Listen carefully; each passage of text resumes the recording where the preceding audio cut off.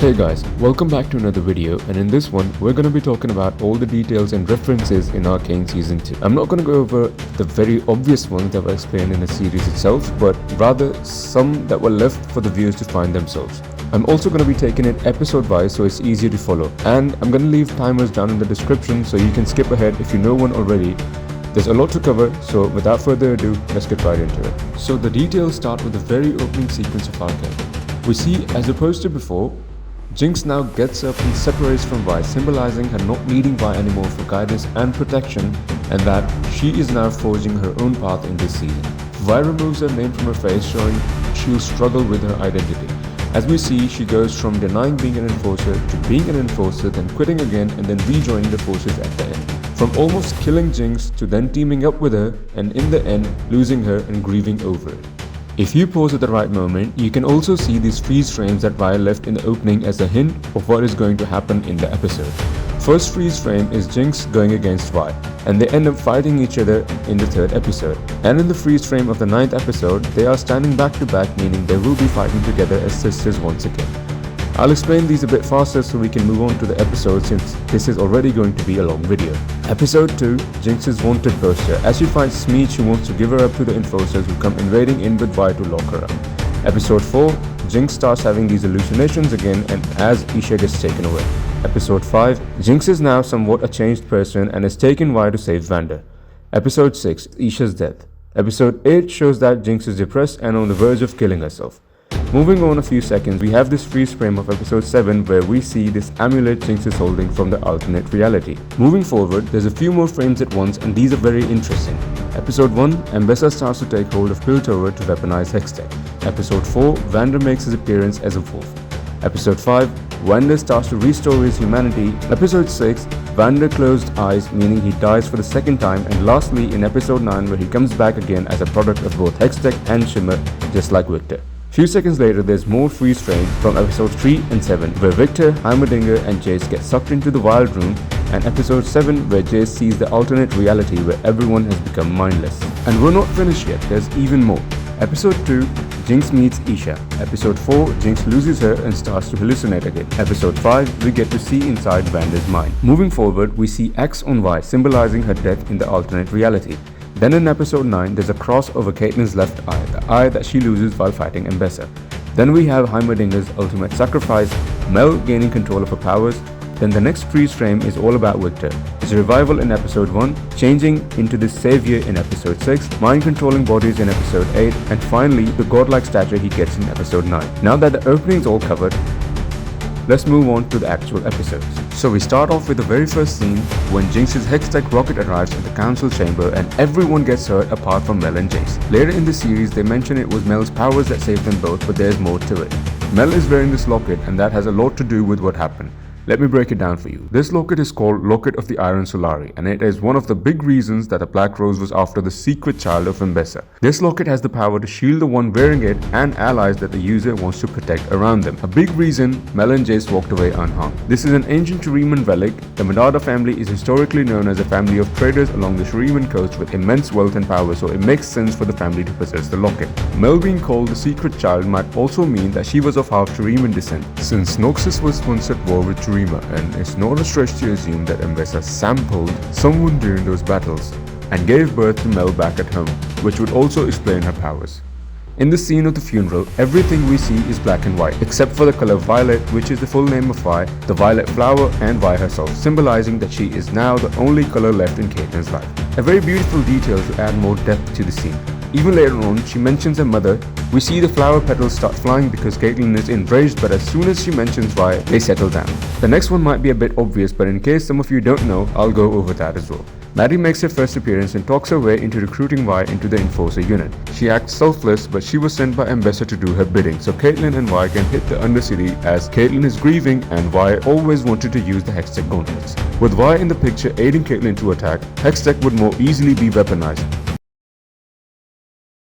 When Victor wakes up from his sleep, the reason he leaves Jace is not just because he didn't destroy the Hex core as they planned, but also because when he goes over his notes, he sees that Jace has made weapons out of Hextech again, which was a clear violation of their agreement and principles. when Ekko and Jace meet and Heimerdinger introduces them to each other. The reason Ekko makes that face is because he realized that back in season 1, Jace was the guy that he sold stuff to for double price and told Vi to rob his place, while Jace is also trying to remember where he saw Ekko before. Foreshadowing Zack. When Caitlyn leads the enforcers underground to capture Jinx, the gas she uses makes this face as it enters the room. This very well might be a foreshadowing to the existence of...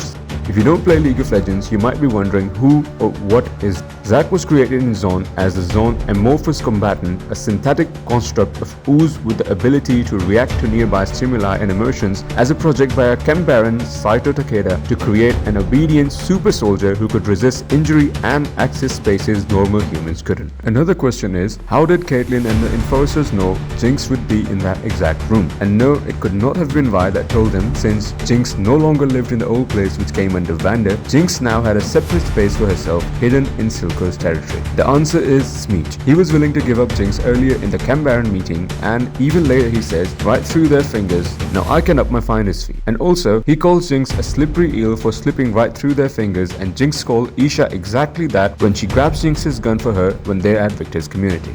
Slippery as an eel. In episode 3, there's this reference of the wind deity called Janna. Jinx mentions Janna when Vi calls her out. Don't you remember the old Janna bedtime stories Vander used to tell us? The song Ashes and Blood that plays during the fight scene has a chant in Shriman language that is actually the people of Zone praying to Janna. Janna has a whole story, and if you want to find out the short version of who she is, I'll link my video explaining it, so you can pause this video and go check that out.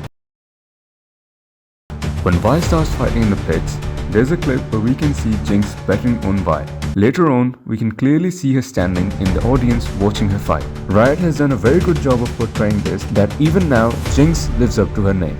As soon as she appears in the fight, Vi's winning streak ends and she finally gets knocked down. When Jinx and Vi are arguing underground, Jinx keeps making these weird faces like she's not totally in her senses. This is probably because she's high from eating the mushroom earlier. Another small detail was Singe still keeping the mutation alive from his first ever human test subject for Shimmer to aid in his research. Singe keeps his head in a jar and probably his brain still alive, as he has no regard for anything other than his research. He does say he did it all for his daughter, but was it really a justification? I'll let you guys decide. This one might be a stretch, but how does Mel realize that it is not her brother but actually another false image made by the Black Rose's magic? Whoever was keeping Mel in prison was probably projecting the reflection of her brother through something. We see Kino, Mel's brother, fade away and then come back in person as well as in the pond. Mel sees this and realizes that she is still under Black Rose's captivity. In this flashback, we can see Vi's hairstyle is a copy of Vander's and Jinx's hairstyle is a copy of Silco, since both follow their respective principles. At the end of episode 5, there's another small detail, and the real reason why Jace catches on so fast and kills Sallow. It's because we can see Sallow's breath is not visible, probably because he isn't breathing at all.